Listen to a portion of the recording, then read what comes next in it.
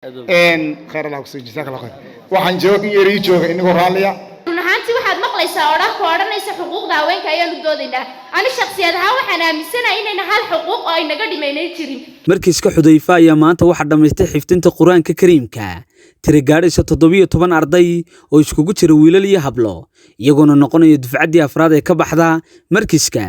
munaasabadani oo si qurux badan loo soo agaasimay ayaa saaka ardayda loogu qabtay hotel soo ay koonfurta magaalada Boorama waxaana badiba kala soo qayb galay culimada waaweyn ee gobolka Awdal qaarkood waxgarada aqoon-yahan waalidiinta dhalay ardayda haweenweyne tiro badan iyo bulshada qaybaheeda kala duwan barbilow waxa halkaasi ka hadlay maamulka markiiska Xudayfa iyo xubno kamid ah ardayda qalin jabinaya dafcadu maanta waxay noqonaysaa dafcadii afraad ardayda maanta qalin jabinaysa tiradoodu waxa weeyaan waa 17 arday 12 gabdhood iyo 5 wiil inta kadib waxaan maanta rabaa halkan inaan uga mahad celiyo waalidiinta markiiska Xudayfa waalidiinta iyo macallimiintu aad ay isugu xidhan yihiin oo dhammaantood maanta waxay ka marxaati kacayaan waalidkaanu is aragna inaan la barkiisa hayno oo imnaanku hadduu maqnaado ama gabadhu maqnaato isla markaaba la barkiisa la qaraaco markiisku inta markaan ka soo baxo oo ka imaado wuxuu la galaa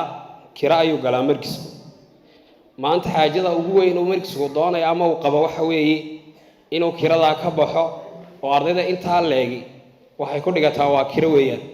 kira ayaa laga bixiyaa marka hadalkayga waxaan kaga baxayaa in markiisku xaajaadkiisa waxa kamid ah inuu helo meel waqfiya oo ardaydaas la soo saaray diinta Ilaahay subhanahu wa ta'ala la barayo lagu baro insha Allah ta'ala dadka muxsiniinta ee dhageysanaysa iyo kuwa ay daawan doonaba insha Allah ta'ala waxa leenahay ku soo dhawaada markiiska waxana weeyaan sadaqad jaariya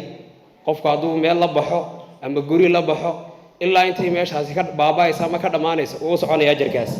macalinku inay tilmaamay weeyaan waxa xaafado runtii aad u qiimo badan lana shaqeeyo markiiska mar waliba mar horeba haday dhaqaale tahay iyo haday fikir tahay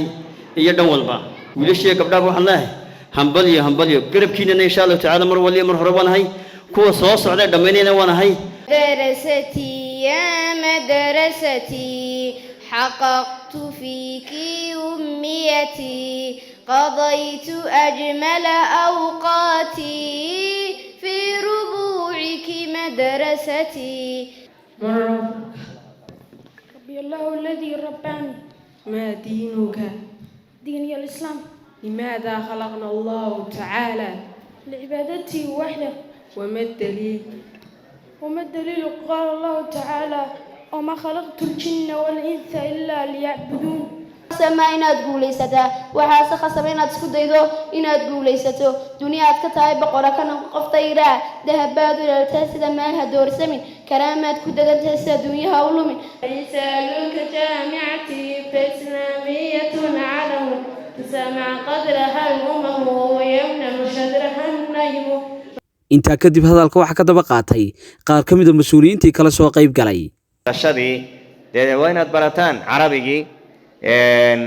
quraanka culumtiisi shariicadii waa inaad barataan oo aad macaahida aad gashaan aad ka faa'iideysataan aqoontiina aad si siyaadisaan quraanku ku dacweyni ama uu ku dacwi labada mid bay noqonaysaa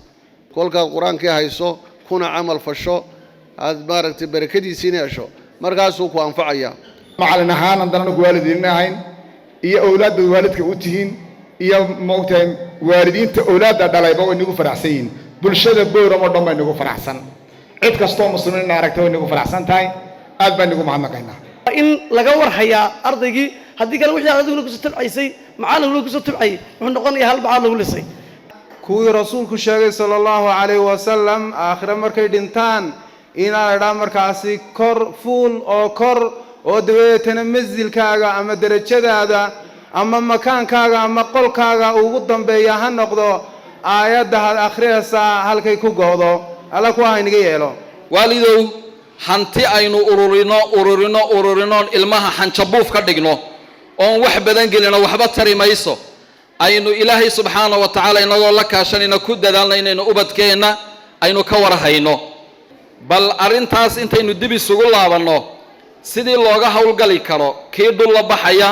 qofba itaalkii togba taagtii rogmadaaye aynu garab joogsanno oo yayna sanadkan dambe laynagu soo noqonayn iyadoo markaasku halkii ku jirto aynu ka tashanno. ugu dambeyntii ardayda ayaa mid loo guddoonsiiyey shahaadooyinkooda suxufi cishqi magaalada Boorame ee xarunta gobolka Awdal.